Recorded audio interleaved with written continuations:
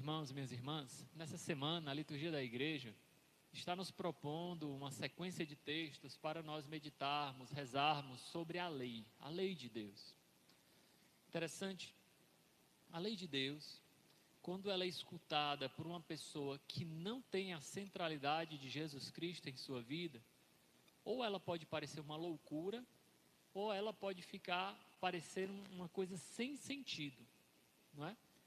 Tanto que o apóstolo Paulo, na carta aos Coríntios, dizem: olha, os israelitas, quando leem os escritos de Moisés, a lei, eles leem como que um véu lhe cai sobre o coração. Mas toda vez que se converte ao Senhor uma pessoa, ela entende a lei de Deus.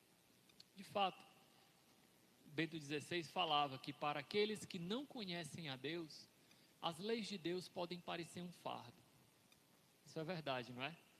Aqueles que não conhecem a Deus, por exemplo, veem a opção de um católico ir para a missa todo domingo, essa obrigação.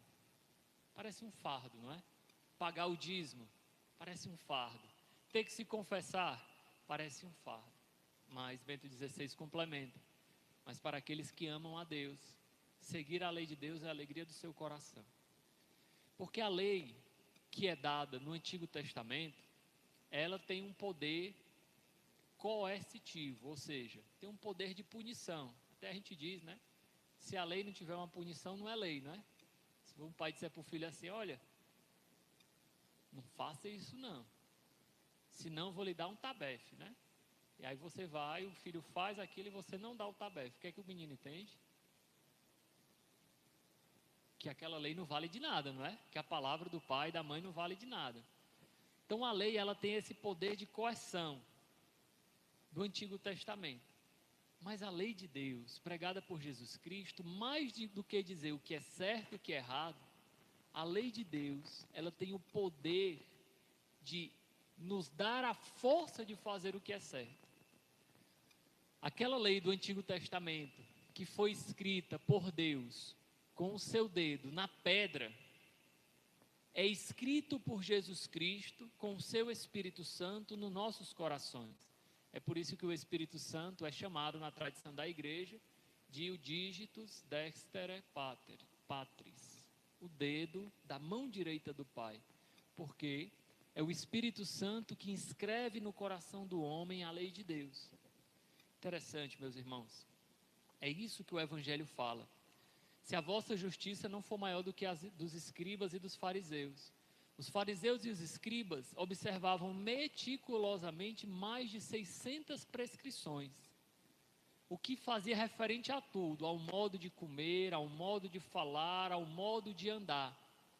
Jesus resume esses tantos mandamentos em dois só: ama a Deus e ama ao próximo. Tanto que Santo Agostinho vai dizer: ama e faze o que queres. É óbvio que esse texto, né, de Agostinho pode ser deturpado, né? Eu faço qualquer coisa da minha vida, mas eu amo, não é? É por amor.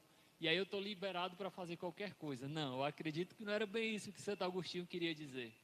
Ele queria dizer que quando nós amamos de verdade, quando a nossa meta é de fato o amor a Deus e aos irmãos, tudo aquilo que não é amor já está excluído do nosso modo de proceder. E é aí que nós realizamos a lei de Deus, não pelo medo da punição, como eu falei, a lei que tem um caráter coercitivo, né? O medo da punição, não, realizo a lei de Deus por amor a Deus. Vejam, um bom católico não vem à missa por obrigação. Seria quase contraditório dizer que um católico vem à missa por obrigação. O Yucat, aquele catecismo jovem, usa uma comparação interessante. Dizer que somos obrigados a vir para a missa é quase como dizer que um namorado é obrigado a beijar sua namorada. Não existe isso. O namorado beija sua namorada, o casal se beija, se ama por amor, não é por obrigação. É um ato de amor. Claro que a igreja, como mãe, prega e coloca uma lei para aqueles filhos mais desobedientes, não é? A lei, por exemplo, de se confessar uma vez por ano. Mas uma vez por ano é muito pouco. Mas a igreja coloca aquele mínimo necessário para aqueles filhos mais desobedientes, não é? Na verdade, um bom católico não se confessa só uma vez por ano. Não vem à missa só aqui e acolá, nas festas dos preceitos, não. Um bom católico procura ter uma vida de espiritualidade real, ou seja, realiza por amor muito mais do que o que a lei prescreve. É isso que Jesus fala: se a vossa justiça não for maior do que a dos mestres da lei e dos fariseus. E aí ele dá um exemplo concreto: não matarás. Ora, só não matar é muito pouco. Jesus pede de nós muito mais do que isso. Às vezes nós não matamos, mas falamos mal, mas fofocamos, mas desprezamos, mas odiamos. É uma forma simbólica também de matar. Jesus, ele inclusive usa um exemplo que para mim ele é o mais difícil de todos. Vejam bem: quando tu estiveres levando a tua oferta para o altar e lembrares que teu irmão tem alguma coisa contra ti. Vejam, uma pessoa já é difícil de pedir perdão pelos seus erros, principalmente os adultos, não é? Parece que passou da idade adulta, pedir perdão é a coisa mais difícil da face da terra. Entre os adultos, principalmente quanto mais velho fica, parece que fica mais difícil de pedir perdão. É difícil ver uma pessoa idosa pedir perdão pelos erros que cometeu. Pedir perdão é difícil, mas o que Jesus está pedindo aqui é algo muito mais difícil do que pedir perdão. Se tu se lembrar que uma pessoa tem alguma coisa contra ti, pode ser que você não seja nem culpado disso. Vai, larga a tua oferta e te reconcilia com ela. Ou seja, o não matar é exatamente essa comunhão que Deus quer entre os homens. Para não se delongar tanto, vou contar só uma história minha, pessoal.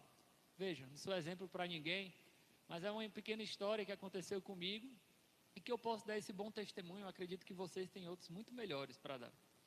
Mas no local onde eu fazia pastoral anteriormente, eu notei que uma pessoa da comunidade estava meio indiferente comigo, né? Mas eu pensei que ela fosse tímida, né? Aí eu até falei brincando: rapaz, você me vê, nem fala comigo, né? Mas você, tem gente que é tímido, né? Falei brincando, né? Aí outra pessoa disse: Deusmar, fulana está muito chateada com você. Isso foi lá para a banda de outubro, né? O que foi, filho? Não, ela me disse que quando foi na festa de padroeiro, que é em junho, a gente já está em outubro, né? Ela disse que você foi ignorante com ela. Aí eu disse: meu Deus, será que eu fui ignorante com ela? Aí eu nem sabia. Não sabia de fato o que tinha acontecido. E eu fui conversar com ela, né? Ela: não, você falou assim, assim, assado comigo. Aí eu falei: fulana, mas eu nem lembro disso.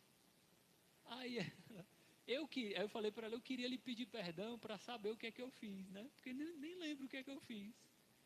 Aí eu falei: olha, pode ser que no dia eu estivesse doente, que de fato na festa de padroeiro eu adoeci 3 dos 7 dias, dos 10 dias, né?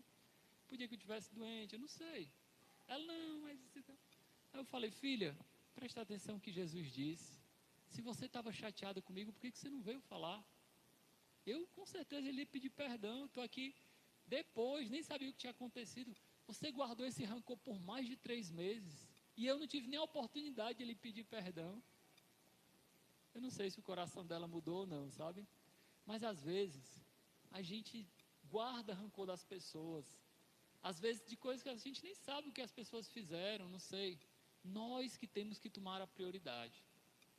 O mandamento de não matar não deve ser só um mandamento externo. E às vezes a gente bate no peito: eu sou um homem justo, nunca matei ninguém, nunca roubei. Mas o nosso coração pode estar apodrecido de tantas pequenas infrações contra os nossos irmãos, que se nós não tivermos um coração humilde e o desejo de nos reconciliar, de fazer penitência para recuperar aquele tempo perdido, nós podemos, infelizmente, não viver uma vida verdadeiramente cristã.